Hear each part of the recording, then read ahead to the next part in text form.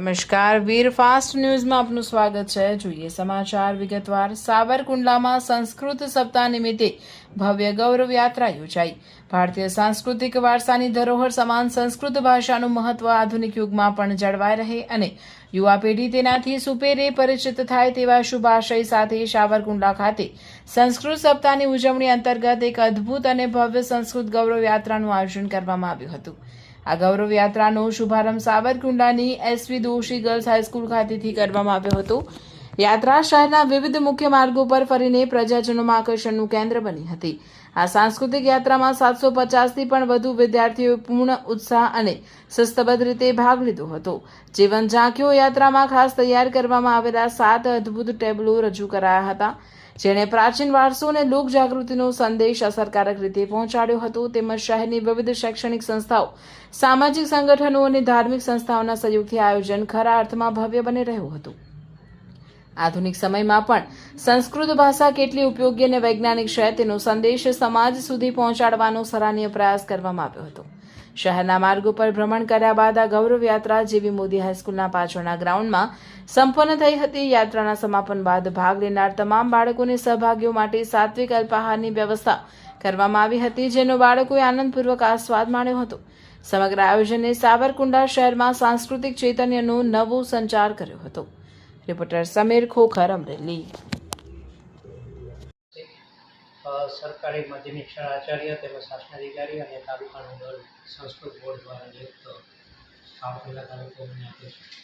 ગુજરાત રાજ્ય સંસ્કૃત બોર્ડ, જિલ્લા શિક્ષણ અધિકારી કચેરી દ્વારા આયોજિત અને તાલુકા વહીવટીતંત્ર માન્ય પ્રાંત સાહેબના અધ્યક્ષ સ્થાને આજે આપણે સંસ્કૃત મહોત્સવ અંતર્ગત કુલ 3 દિવસ આપણે ઉજવવાનું નક્કી થયેલું।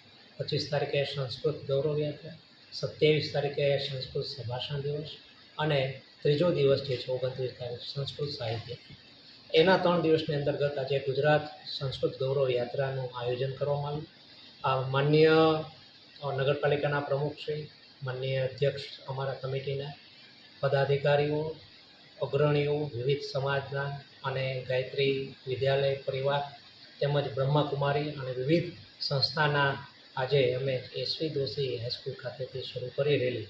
આ રેલીની અંદર વિવિધ સંસ્થાના અમે જય મોદી, ગુરુકુલ, પરિવાર, મહિલા કોલેજ તેમજ તમામ પ્રાથમિક શાળા જે છે એ અને તમામ આખો અમે આ રેલીના માધ્યમ દ્વારા ગુજરાત રાજ્ય સંસ્કૃત બોર્ડના અંતર્ગત સંસ્કૃતને ઉજાગર કરતી આજના દિવસને અમે તાલુકા કક્ષાની રેલીનું આયોજન કર્યું।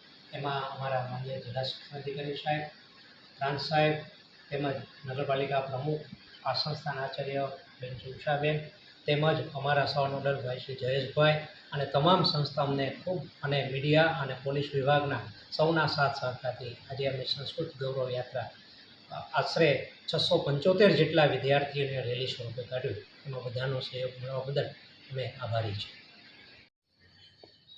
જયતુ સંસ્કૃતમ જયતુ વદતુ સંસ્કૃતમ।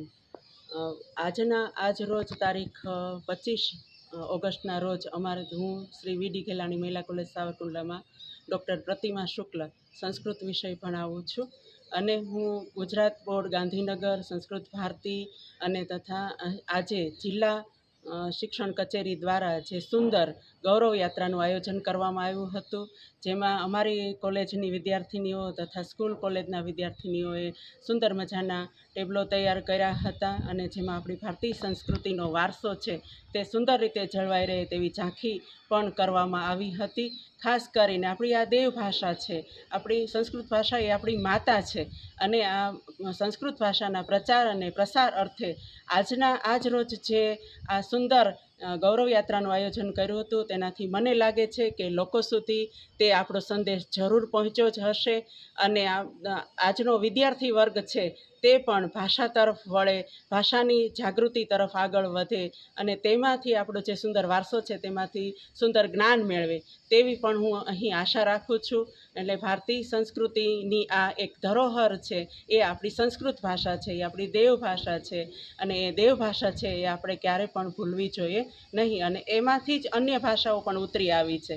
માટે આજનો આ દિવસ છે ખૂબ ગૌરવપૂર્વક હતો। અમે આજના દિવસે સુભાષિતોનું ગાન કરાયું હતું, ચિત્ર સ્પર્ધા હતી, નિબંધ સ્પર્ધા હતી, સંસ્કૃત ગીતોનું ગાન કરાયું હતું અને જે સૂત્રો અમને આપવામાં આવ્યા હતા, જે ઉદ્ઘોષ આપવામાં આવ્યો હતો તે અમે ઉદ્ઘોષણા પણ રેલી દરમિયાન, યાત્રા દરમિયાન કરી હતી. જયતુ સંસ્કૃતમ, જયતુ વદતુ સંસ્કૃતમ, જયતુ સંસ્કૃત ભાષા, વદતુ સંસ્કૃત ભાષા, ગ્રામે ગ્રામે સંસ્કૃત ભાષા, નગરે નગરે સંસ્કૃત ભાષા, એવું અમે આજે ઉદ્ઘોષણા પણ કરી હતી. અને આજના દિવસના જે આયોજકો છે તેને હું ખૂબ ધન્યવાદ આપીશ કે આવું સુંદર કાર્ય છે એ અવારનવાર થવું જ જોઈએ, જેનાથી આપણા દેશમાં સંસ્કૃત ભાષા તરફ પ્રત્યે અવેરનેસ આવે અને આજના આપણા બાળકો છે તે ભારતીય સંસ્કૃતિ છે તેને જાણતા થાય. ધન્યવાદ.